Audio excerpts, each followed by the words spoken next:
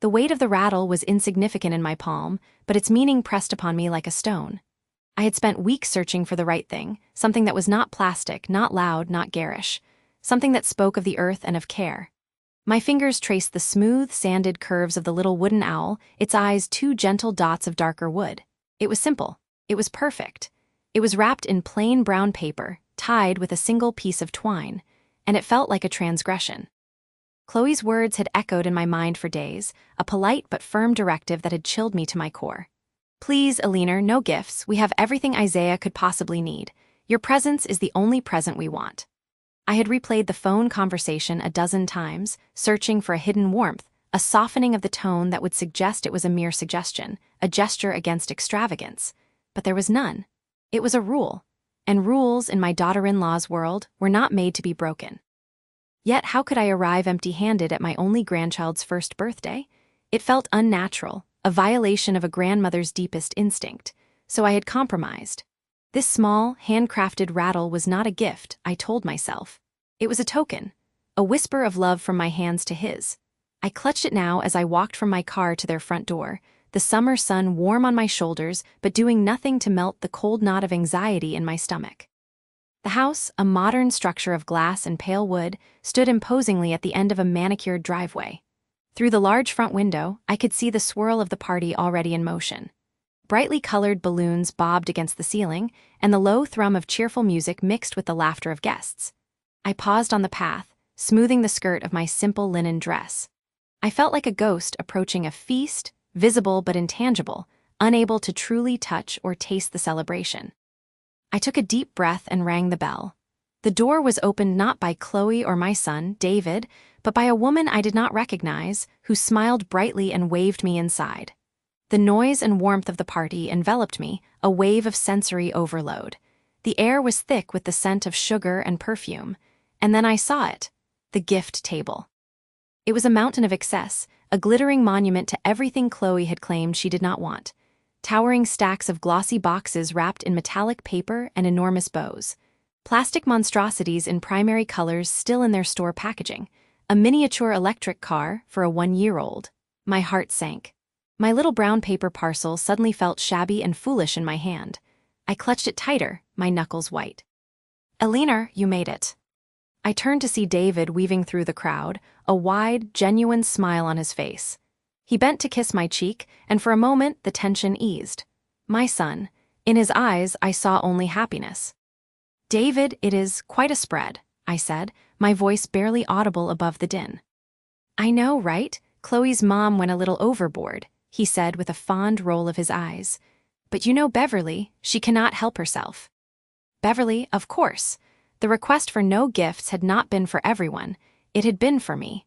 The realization landed like a physical blow, stealing the air from my lungs. I managed a weak smile as David led me further into the room. And then I saw them. Chloe was holding Isaiah, who was dressed in a ridiculously elaborate sailor suit. He was fussing, his little face scrunched up. And standing beside them, one arm draped possessively around Chloe's shoulders, was Beverly. Her laughter, a loud, braying sound, cut through the other conversations. She was holding court, surrounded by a circle of her friends, all of them cooing over Isaiah. Beverly spotted me over Chloe's shoulder. Her eyes, the same sharp blue as her daughter's, met mine. Her smile did not falter, it simply changed. It became a performance, a display of teeth that did not reach her eyes. She gave me a slow, deliberate once-over, her gaze lingering on the simple package in my hand. Then she looked pointedly at the groaning gift table and back at me. A flicker of something cold and triumphant passed through her expression. It was not imagined. It was a message, delivered with the precision of a sniper. My deepest fear, the one I had tried to dismiss as paranoia, was confirmed. This was a deliberate exclusion. The no gifts rule had been a test, a trap even, and I had walked right into it. By bringing something, anything, I had proven myself to be outside their circle, unable to follow the simplest of instructions. By not bringing the lavish present Beverly would have deemed appropriate, I had marked myself as cheap, as lesser. Alina, Chloe said, her voice polite but distant. She shifted Isaiah on her hip. I am so glad you could come. I would not have missed it for the world, I said, and the words felt thick and foreign on my tongue. Happy birthday, sweet Isaiah. I reached out a finger to stroke his cheek, but he turned his face into his mother's neck. "He is a little overwhelmed," Beverly declared, her voice booming. "All these wonderful presents, it is enough to overstimulate any child. We tried to keep it simple, but people are just so generous." Her eyes slid to my parcel again. "I see you found something small, though. How thoughtful." The pause before thoughtful was an accusation. David, bless him, seemed oblivious to the undercurrents. "Let me get you a drink, Mom," he said, squeezing my arm before heading toward the kitchen. I was left standing alone with Chloe and Beverly. The silence between us was louder than the party. "It is just a little rattle," I heard myself say, a defensive note creeping into my voice that I despised. "Handmade, I thought he might like the sound." "I am sure it is lovely," Chloe said, but her attention was already drifting back to her mother's friends, who were beckoning her. Beverly took a step closer to me, her perfume, a cloying floral scent, enveloping me. She lowered her voice, a false confidence tone. "You know, Alina, when Chloe said, 'No gifts,' she really meant it. We just want Isaiah to know that he is loved for who he is, not for the things he receives. It is about the values we are trying to instill." The implication was clear. My values were lacking. My love was conditional, expressed through material objects. I felt the heat rise in my cheeks. I wanted to argue, to tell her that my love was in the careful search, in the choice of wood over plastic, in the desire to give him something real. But the words would not come. I was trapped in her narrative. Just then, a woman I recognized as one of Beverly's circle approached, holding an enormous box wrapped in silver paper. "Beverly, darling, where should we put this? It is a full-year membership to the Little Explorer's sensory gym. Is it not fabulous?" Beverly beamed. "Fabulous indeed. Chloe, look, is that not perfect? Isaiah will adore it." She turned her back to me, effectively shutting me out of the conversation. I stood there, a statue of irrelevance, the unopened rattle feeling like a lead weight in my hand. The laughter and chatter of the party swirled around me, but I heard none of it. I was on the outside, looking through a pane of glass at a family that was not quite mine. I saw David return with a glass of lemonade, his face full of happy ignorance. I saw Chloe laughing at something her mother said, a relaxed ease in her posture that I never saw when she was with me. I saw Beverly, the queen of this domain, secure in her victory. My gaze fell upon Isaiah, who was now being passed around among Beverly's friends like a prized doll. His eyes were wide, his lower lip trembling. He looked lost. And in that moment, I felt a surge of something fiercer than sadness, sharper than humiliation. It was a protective, grandmotherly instinct that cut through my self-pity. This was not just about me, or about Beverly's petty games. This was about my grandson. And as I watched him, so small and overwhelmed in the midst of all that false cheer, I knew I could not simply stand by. I had to find a way in. The welcome had been a lie, but the wound it revealed was real. And it was a wound I would not let them ignore. The silence in my kitchen had become a physical presence over the past few weeks, a third occupant in the house that Marcus and I now shared. It was a heavy, brittle thing, and we moved around it with the cautious delicacy of people avoiding a crack in thin ice. The cheerful yellow walls and the scent of my lavender dish soap seemed like a mockery of the chill that had settled between us. It had been 5 weeks since the party, 5 weeks since the request that had curdled a celebration into a quiet, festering wound. I told myself it was not about the dress. It was about the principle. It was about the look on Chloe's face, a flicker of triumph so quickly masked by feigned sweetness that I had almost doubted I had seen it. It was about Marcus's hand on the small of my back, a gentle but firm pressure guiding me away from confrontation, his voice a low murmur in my ear. "Just do it, Mom. It is not worth a scene." For me. For him, I had done it for him. I had swallowed my pride, my confusion, my deep-seated sense of wrongness, and I had changed into a simple blue shift dress, telling my guests I had spilled wine on the original. The lie had tasted sour on my tongue. Alina, the woman who prided herself on her honesty, had participated in a charade. And my son, my only child, had been its architect. The simmering tension finally reached its boiling point on a Tuesday evening. Marcus had come over for dinner, a weekly tradition we had stubbornly maintained, though the conversation had dwindled to polite inquiries about work and the weather. He was leaning against the counter, watching me dry a glass bowl, its familiar weight a comfort in my hands. "Have you spoken to Beverly lately?" I asked, my voice deliberately light. I saw her at the market. She seemed well. It was a probe, a tiny needle I was inserting into the heart of our unspoken conflict. I saw his shoulders tense almost imperceptibly. She is fine, he said, his tone dismissive. You know how she is. I am not sure that I do, Marcus. Not anymore. I placed the bowl carefully in the cupboard. Why did Chloe really want me to change my dress? He let out a short, exasperated breath. Mom, we have been over this. It was a silly request. It is done. Can we please just move on? No, we cannot just move on. I turned to face him, the dish towel clenched in my fist. I cannot move on because I do not understand. I have replayed that moment 100 times. There is no logic to it, unless the point was simply to humiliate me, and I refuse to believe my daughter-in-law would do that without a reason. So, I am asking you, what is the reason? His face hardened. You are being paranoid. Chloe was stressed. The baby was fussy. She did not want her mother to feel uncomfortable. That is all it was. Uncomfortable? The word felt inadequate, a tiny pebble thrown at a fortress wall. Beverly has never been uncomfortable a day in her life. She wears her opinions like expensive jewelry. Why would my dress, a dress I have owned for years, make her uncomfortable? Because it is a $5,000 dress, Mom. The words exploded from him, loud and raw in the quiet kitchen. His eyes widened, as if startled by his own outburst. He had not meant to say that. He had not meant to give me a piece of the puzzle. The air left my lungs, the price tag. It had never occurred to me. I bought the dress on a milestone birthday, a gift to myself after a difficult year. It was an indulgence, yes, but it was mine. Its cost was irrelevant to its meaning. What does the price have to do with anything? I asked, my voice barely a whisper. Marcus ran a hand through his hair, his composure crumbling. The frustration on his face melted into a desperate, weary anguish. Because Beverly cannot afford a dress like that. She has not been able to afford anything like that for a long time. The confession hung in the air, ugly and revealing.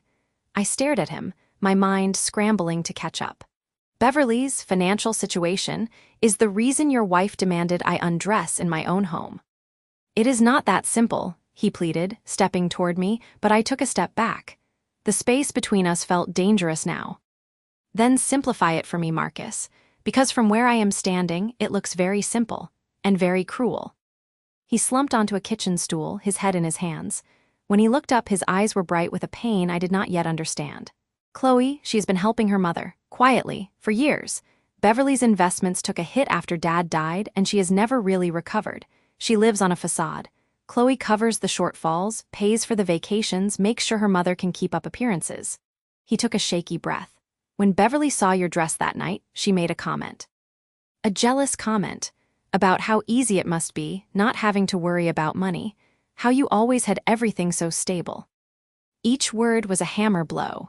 I could see it now, a pathetic little scene unfolding in my mind's eye. Beverly's bitter remark, Chloe's protective flare of anger. So Chloe decided that the solution was to strip me of my stability, to make me look less than, to make her mother feel better by making me feel small. The sheer pettiness of it was breathtaking. It was the logic of a playground, not of a family. She was not thinking straight, Marcus said, his voice thick with defense. She was trying to protect her mom. She did not want Beverly to feel poor, to feel lesser in your house. She asked me to talk to you, and I thought it was the easiest way to avoid a bigger drama. I thought you would understand. You are always so understanding. And there it was, the final, shattering blow. It was not the jealousy, or the financial struggle, or even Chloe's warped sense of loyalty that broke me. It was him. My son. I looked at the man before me, the boy I had raised to be honest and kind, and I felt the foundation of my world crack open. You knew, I said, the words hollow. You knew the reason. You knew it was a lie designed to make me complicit in my own humiliation. And you stood there. You looked me in the eye and you asked me to play along. Mom, Do not. I held up a hand, my entire body trembling. All this time, I thought you were caught in the middle. I thought you were a victim of this absurdity too. But you were not. You were a participant. You chose her lie over my truth.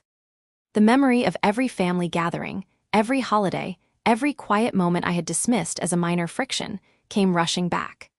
The way Chloe would steer conversations away from my new car, my garden renovation, any small success in my life.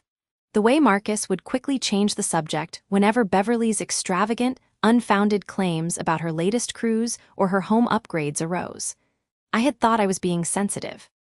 I had thought we were all just navigating the delicate dynamics of a blended family, but I was not navigating anything. I was being managed, edited. My life, my stability, was being carefully curated so as not to cast a shadow on theirs. The trust I had in him, the unshakable faith that my son was on my side, fractured into 1,000 sharp pieces. It was not just about a dress. It was about every time I had bitten my tongue, every time I had smiled and nodded, every time I had made myself smaller to make room for their deception. Marcus saw the devastation on my face. "Mom, please, I am sorry, I did not think." "You did not think I would find out," I finished for him, my voice flat and cold. "That is the heart of it, is it not? You did not think I would ever see the crack in the foundation." I turned away from him, toward the kitchen window. The backyard was dark, the familiar shapes of the oak trees just shadows against the night sky. The world outside looked the same, but I knew, with a chilling certainty, that nothing inside this house would ever be the same again. He was still talking, his words a blur of apology and explanation, but I could not hear them over the roaring in my ears. I was adrift in a new and terrifying reality, one where the person I trusted most in the world had become a stranger. And as I stood there, facing the darkness, I wondered if I had ever really known him at all. The silence returned, but now it was not just heavy. It was alive with a terrible, unspoken question. What else had he lied about? The silence in my living room was a physical presence, thick and heavy as a winter blanket. I had chosen this room deliberately. It was the heart of our home, or what I had believed was our home. The walls were lined with photographs of Christmases, birthdays, vacations, a gallery of curated happiness. Today it would serve as a courtroom. Sunlight streamed through the bay window, illuminating dust motes dancing in the air, each one a tiny, carefree thing, so unlike the leaden weight in my chest. I had arranged the chairs not in a cozy circle, but in a deliberate triangle. This was not a social call. This was a reckoning. I heard the car doors shut outside, two distinct thuds that echoed the pounding of my heart. I did not move to open the door. I remained seated, my hands folded in my lap, watching the entrance. The knob turned, and Marcus stepped in first, his face a mask of cautious apprehension. Chloe followed, her movements hesitant, her eyes darting around the room as if searching for an escape route before even sitting down. She looked at the chairs, at the space between them, and I saw the understanding dawn in her eyes. This was a configuration of confrontation. "Eleanor," Marcus began, his voice too loud for the quiet space. "You said we needed to talk. Is everything all right? Is Isaiah?" "Isaiah is fine," I said, my voice level, a stark contrast to the tremor I felt inside. "Please sit." They did, perching on the edges of their seats like children awaiting a scolding. I allowed the silence to stretch, to become uncomfortable. I wanted them to feel the gravity of this moment, to understand that the easy camaraderie we had shared was gone, perhaps forever. "I know about the wedding," I said. The words were simple, clean, a scalpel making the first incision. The reaction was immediate. Chloe flinched as if struck. Her hand flew to her mouth, and her eyes, wide with panic, shot toward Marcus. Marcus, for his part, seemed to deflate. The hopeful pretense he had carried in with him evaporated, leaving behind a man who looked suddenly old and very tired. He stared at his hands, unable to meet my gaze. "Eleanor, he started, but I held up a hand. I would not be interrupted. The truth had been silenced for too long. "I know that Beverly did not want me there. I know that you both agreed to lie to me. You constructed an elaborate story about a sudden, severe migraine, and you presented it to me with such convincing concern that I believed you. I believed you because you are my family. I trusted you." I kept my eyes fixed on them, forcing myself to witness every flicker of shame, every twitch of guilt. I spent that day worried about my sister. I sent her messages wishing her well. And all the while, you were all together, celebrating a union, while I was deliberately cut out of the picture. Chloe found her voice, a thin, reedy thing. "Eleanor, it is not what you think. It was so complicated. Mom, she was so anxious. She said it would ruin her day." "And what about my days, Chloe?" I asked, the pain sharpening my words. What about the day I discovered my entire family had decided I was disposable, that my presence was negotiable? You chose to cater to her insecurity, and in doing so, you broke a fundamental bond. You broke our trust. I turned to Marcus. And you, Marcus, you are my father. Your first duty, your most sacred duty, is to protect your children, all of your children, not to manage the emotional demands of your wife at the expense of one of them. True family protects all its members. It does not sacrifice one to appease another. Marcus finally looked at me, and the raw anguish in his eyes was almost too much to bear. I have failed you, he whispered, the words thick with emotion. There is no excuse. I was weak. I thought I was keeping the peace. I thought it was the easier path. It was the coward's path, I said, and the words were not meant to be cruel, but they were the truth, and truth has its own inherent cruelty. You chose what was easy over what was right, and in that choice you taught me something I can never unlearn. You taught me that my place in this family is conditional, that it can be revoked if it becomes inconvenient. The room was silent again, but this silence was different. It was not empty, it was full of the wreckage of what we had been. Chloe was crying quietly, tears tracing paths through her makeup. She was not looking at me or Marcus, but at a photograph on the wall, a picture of the three of us, laughing on a beach, a lifetime ago. I never saw it that way, she murmured, almost to herself.